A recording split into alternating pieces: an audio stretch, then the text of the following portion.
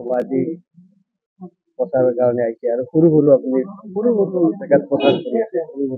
সৰু সৰু জেগাত সৰু সৰু মানুহৰ লগত প্ৰচাৰ কৰা যিটো মৰম যিটো আশীৰ্বাদ এইটো ডাঙৰ ডাঙৰ হেলিকপ্টাৰ লৈ সেইটো নাপায় গতিকে এইবাৰ মই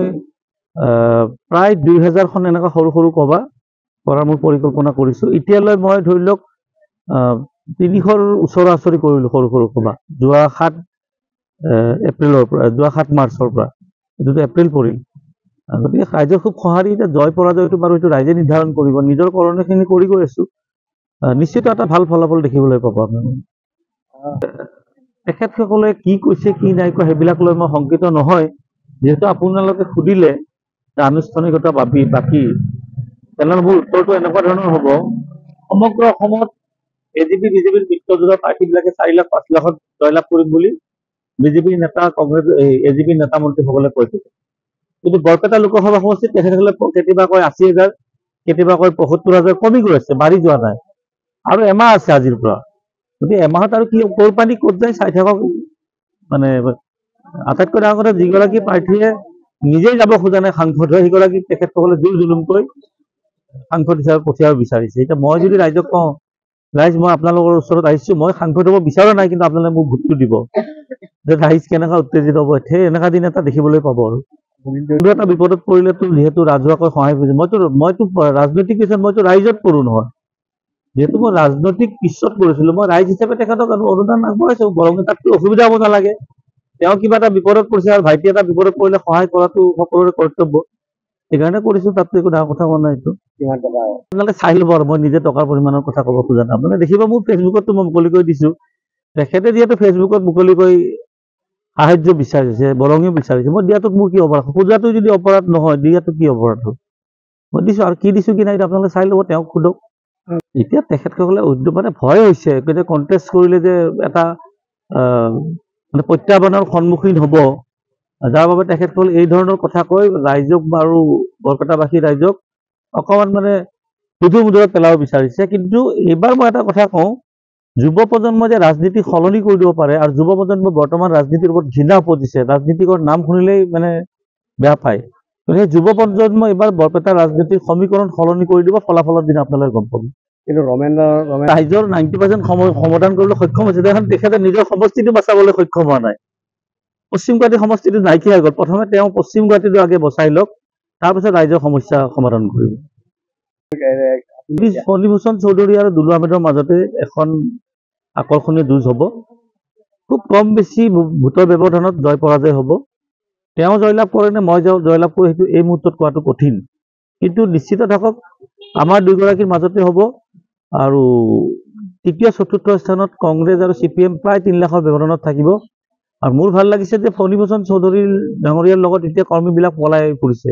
মই এজনক সুধিলোঁ কিয় পলাইছে কৈছে তেওঁ যিগৰাকীক মানে যিটো কাপোৰ পিন্ধে তাত পকেট নাই বোলে পইচা থ'ব লাগে এইটো বাতৰিও হৈছে কৈছে পকেট নাথাকা নেতাৰ লগত আমি কি ঘূৰিম চব পলাই পতং দি মোৰ তাত আহিছে যোগদানো কৰিব কেতিয়াবা মাজত চাব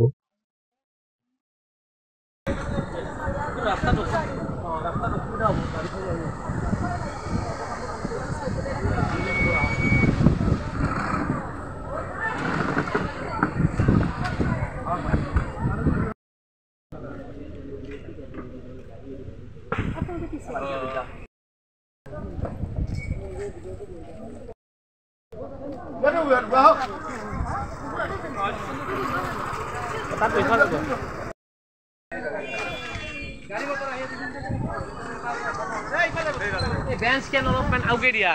এখন স্লো কৰি দিব গাড়ী বেঞ্চ কেন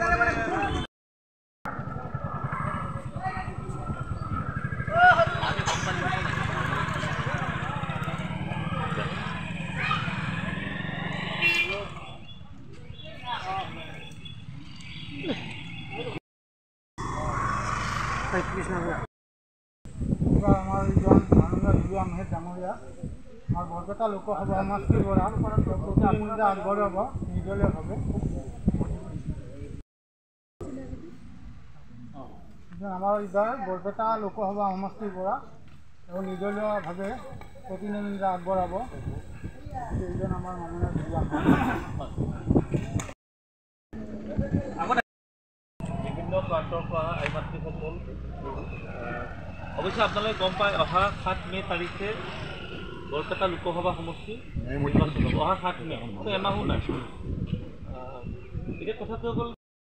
দনিয়া বাঘবৰ আৰু চেঙা আছিলে, এতিয়া দনিয়া বাঘবৰ আৰু চেঙা